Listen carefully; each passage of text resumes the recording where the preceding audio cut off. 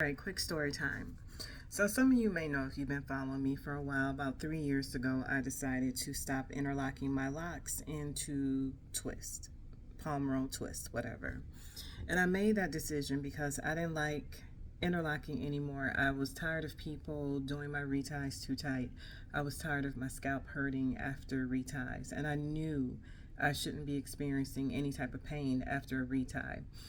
And during that time, I had gone through about 3 different locticians, which I hated going through that because I hated that having so many different people in my hair. But it was so hard, mind you, this was during COVID, and it was so hard to find someone after the lockdown was over to do my hair. People going back into the shops. There were people who were working out of their homes, and I was not about to go into anybody's home because stranger danger.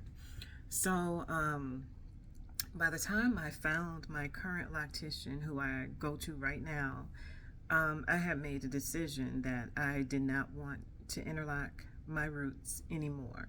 That was not for me. I felt like the healthiest thing for me was to twist. And of course, I did my research. I looked into it before I made this decision. And I felt, that was the way to go for me. I'm saying all this to say that, you know, even though I speak highly of knotted locks as an option, I'm not telling anyone to do it. I'm coming from a space of informing. And I will always come from a place of informing and letting people know that there are other options out there for their locks, as far as how you start them, how you maintain them. Knotted locks is another alternative if you have sister locks or micro locks, of having your roots retied. If you no longer want interlocking with a tool, if you want gentleness, and if you want more care being shown, then knotted locks is for you. I think it's a good option. And that's pretty much what it is. It's an option, and that's the space I will always come from, to inform, to give people options, to let people know. Just like, when I tell people about or share with people, with you all, my Sister Locks journey, how rough of a journey it was. And we talk about the experiences of women experiencing thinning with sister locks in particular. Yes, thinning can happen with any form of locks, but with sister locks in particular, it's an issue. And I think it's important for women to talk about it. I think it's important for women to know that it's not just them who's having these issues. And yes, again, for the millionth time, thinning can happen for many different reasons: health, medication, stress, locks, how locks are cared for, reties, interlocking too tight, traction alopecia, if you always have your hair in a tight style. There's so many contributing factors to thinning and hair loss. With sister locks, though, it's very common, and I'm glad women are speaking on it, as they should. They're sharing their experiences, and a lot of them are pretty much the same.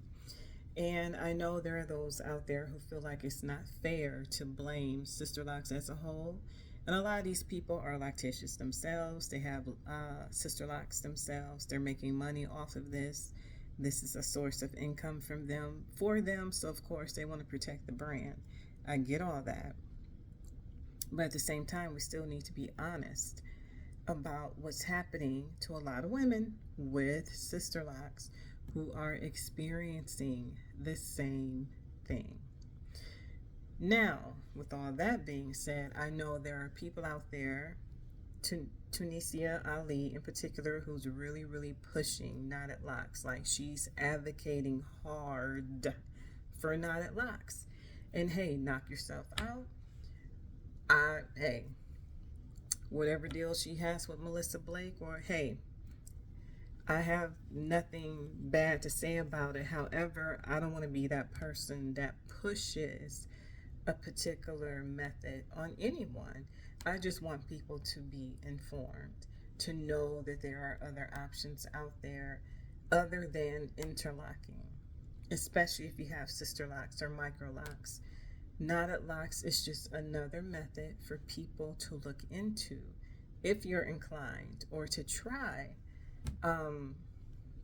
because it doesn't hurt, especially if you want to save your locks, if you don't want to cut your hair off, if you want to not experience the thinning and balding, or if you're already experienced it, hopefully it's not too late to try knotted locks, excuse me, as an alternative to interlocking. So again, I will never push any method on anyone. I share my experiences.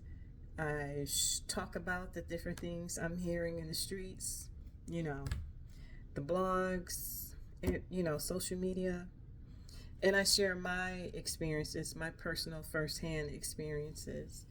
And as a warning, as an FYI, to inform you, to let you know what's out there, but also do your own research. That's important. You look into things and weigh your options, because I think that's important. That's what we should all do before we make any type of important decision about our hair. Do your research. So, yeah, I'm coming from a space of informing, not pushing, but letting you know there are other options. So, that's it, y'all. That's my story time. Take care. Have a fabulous Tuesday, and I'll talk to y'all later. Keep coming in those comments. Keep the conversation going. Share your experiences. Talk to you later. Hey, to all my new subscribers. Oh my God. Thank you all for subscribing. I'm so glad you found me. Please comment. I appreciate you. And I don't want to ignore you. I definitely want to shout all of you out. Thank you for following me. And please join the conversation and share your story, your lock story, whatever it is, natural hair, share it. Take care. Bye-bye.